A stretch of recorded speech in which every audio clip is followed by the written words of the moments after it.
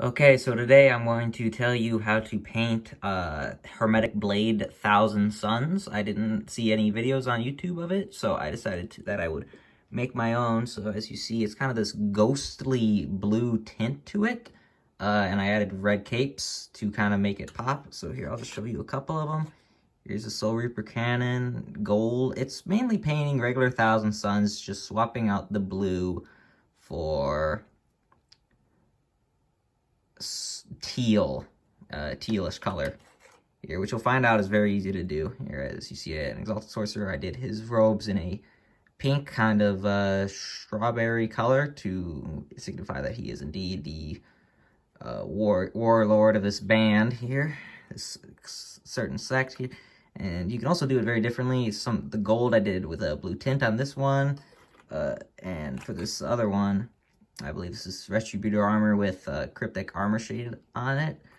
And if you've ever painted a Thousand Suns before, you understand that it's all about the trim game with these guys. So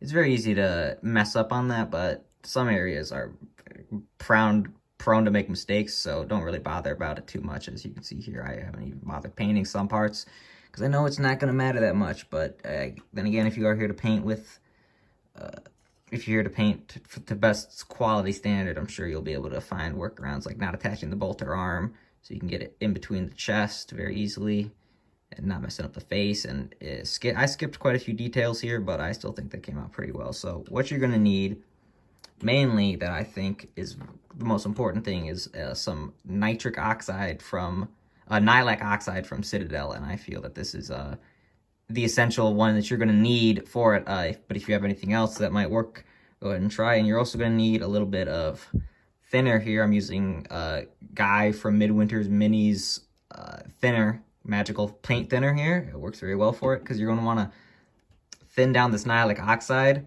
about 1-to-1 with that thinner, and it will run very smoothly onto your model. And I didn't like to use water because I felt it thinned it down too much. So what you're first going to do is you're going to take one of these guys and you're going to spray paint them white with a white primer here. And the white primer is the main color there, so it's already taking out a huge step away from you in the fact that you don't have to paint over them white if you didn't want to, which I don't think you should. So once that white is on, a nice smooth cover, you can then go over with another white of your choice if you want, but I chose not to. You are also going to then take this Nilic oxide and thinner here in a 1-to-1 mix and wash it over the entire model here. Let it really seep into the creaks and cracks of it. You can use as much or as little as you want on these miniatures here. You'll get different results depending on it.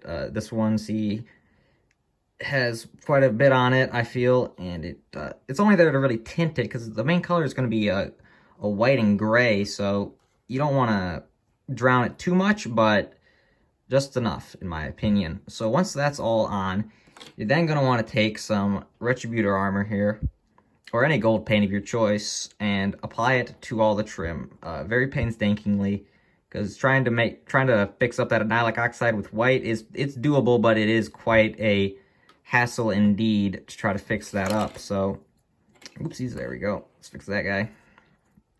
As you can see here, I have decided to cover him entirely in Retributor armor, all the trim on his legs. I didn't bother doing some parts like right underneath the cloak or anything where no one's really going to see it, so what's the point on this miniature here? And so then afterwards, you have two options for shading, in my opinion. You can use Gullyman Flesh, I feel, is the best one if you want a nice warm gold, or if you want a very dark gold, you can go with Cryptic Armor Shaded Gloss. I feel works very well with these guys, and let me find one that I've done it with, and I do believe that this is one of them. Here, this is Cryptic Armor Shaded Gloss, which really kind of darkens the whole model, and I really hope sets the armor apart from the main components of the white and gray. And so once that's on and you shaded it all, that's going to take a while, so I recommend doing the blue of the Nilic oxide first and then putting on the trim, going nice and slow, no need to rush it. These guys, very good models, love to paint them, so If you don't enjoy it, then I'm sure you'll find a way to speed it up. And so after that, I like to take a little bit of Ulthuan Gray. I don't have it with me at the moment, and just use that to touch up any places you might have spilled gold on, as you can see right there on that top part of the shoulder panel. It helped us smooth out some of these areas and just add a nice little highlight to the white. It's not going to be that noticeable, but I feel that it's an important step to kind of break it up a little bit.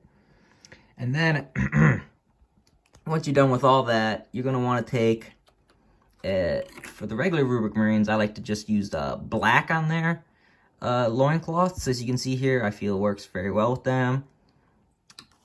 And then you're also, if you're going to try to do this Exalted Sorcerer that I've done, his cloak is red, you're going to need Mephiston red, and then, or any bright red that you own, and then thin it down with a little bit of orange and yellow, and you can get a good fiery cloak here that really helps to offset against this cool teal white snow armor that I think looks very nice. And then afterwards, you're going to take a little bit of Uriel yellow, which is what I have, but then again, any yellow you have will work, and you will take in the classic Thousand Suns format, if you've ever painted one, you've done this 1,000 times, is the interchanging yellow, white lines on them, and just try to find all the ones on the models, because there are quite a few ones that are hidden that'll be on a leg you didn't see, or under the arm if you want to get that, even on the back of their head, their headdress, which I have not done.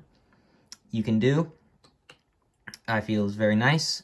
And then also, as an optional choice, if you want to help break up with their power packs, the white, you can take a little bit of Dark Angel's green, I feel works very well, and to darken these guys up, make them kind of sickly, very mysterious warp energy green. Or if you wanted a more lively green, like I've done on their bolters, on some of them I've used warp lightning. I feel works very well on these kind of guys to help shade down on top of a white primer. So that's it. Those are the simple steps. You can go as much edge highlighting as you want. The metal I just did with a quick bit of a Runefang steel, but then again, any steel will work for it. And you can interchange anything you really want to do. It's all about the main thing that you're going to need is that Nihilic Oxide thinned down with a little bit of medium. And besides that, it's really just painting your average rubric marines. Again, much like that same style of the gold trim and like.